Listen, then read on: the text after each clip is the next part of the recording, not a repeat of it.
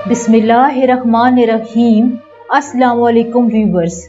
आज की वीडियो में हम आपको इमरान खान की जिंदगी के उन हैरान कुन वाक़ियात और कंट्रोवर्सीज के बारे में बताएंगे जिनके बारे में कम लोग जानते हैं। इमरान खान ने अपनी जिंदगी में बहुत से मिशन इम्पॉसिबल्स को पॉसिबल बनाया और एक दफा तो इमरान खान को इस्लामाबाद में डाकुओं ने बंदूक की नोक पर लूटा। इस वाक़ये के बारे में हम वीडियो में आगे चलकर बताएंगे। तो चलें इमरान खान की जिंदगी के हैरानकुन वाक़यात के बारे में आपको बताते हैं। इमरान खान की असल डेट ऑफ बर्थ के बारे में कंट्रोवर्सी है। विकिपीडिया के मुताबिक इमरान खान की डेट ऑफ बर्थ 5 अक्टूबर है, लेकिन उनके ऑफिशियल रिकॉर्ड में उनकी डेट ऑफ बर्थ 25 नवंबर है।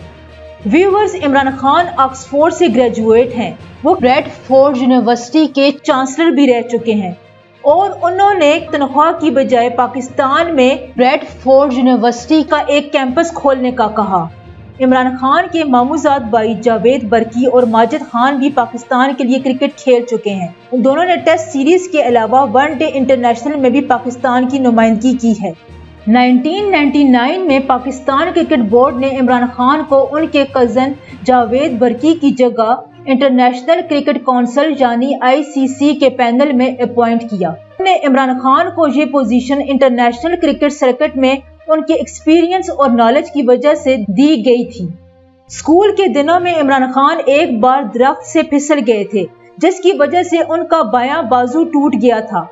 तब से उनके बाजू की इस तकलीफ ने उन्हें क्रिकेट के दौरान काफी परेशान रखा और उन्हें बल्ले को पकड़ने के लिए एक्सरसाइज करनी पड़ती थी, वरना उनकी गिरफ्त बल्ले पर सख्त नहीं होती थी।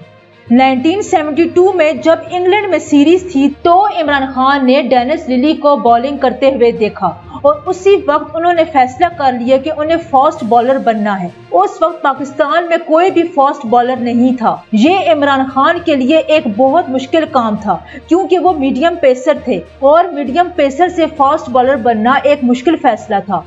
लेकिन इमरान खान ने सख्त एक्सरसाइज और प्रैक्टिस से ये नामुमकिन काम मुमकिन कर दिखाया।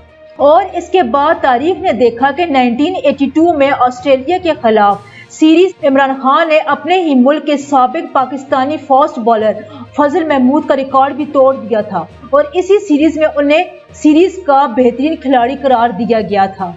1986 में इंडिया और पाकिस्तान की सीरीज के दौरान पाकिस्तान के शायकीन ने इमरान खान को फाइटर जेट के नाम से पुकारना शुरू कर दिया क्योंकि उस वक्त पाकिस्तान ने UAE को F-16 लड़ाका तैयारे देने पर आमादगी जाहिर की थी।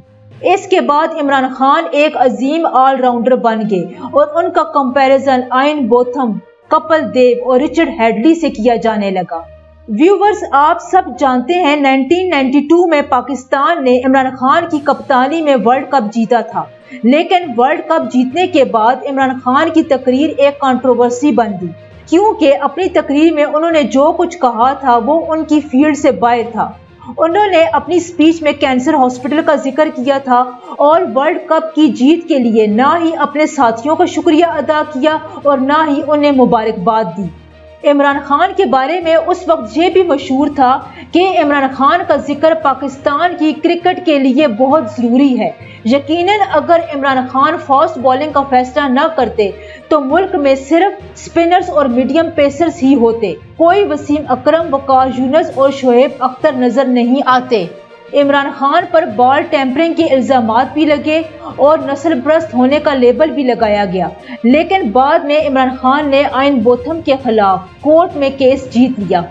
1997 में लॉस एंजलिस की अदालत ने फैसला दिया था कि इमरान खान जनूबी कैलिफोर्निया की एक 4 साल बच्ची टेरियन के कानूनी बाप हैं और टेरियन की मां सीता वाइट थी। इमरान खान ने टेरियन को अपनी बेटी मानने से इनकार कर दिया था और सीता वाइट 2004 में हार्ट अटैक से इंतकाल कर गई।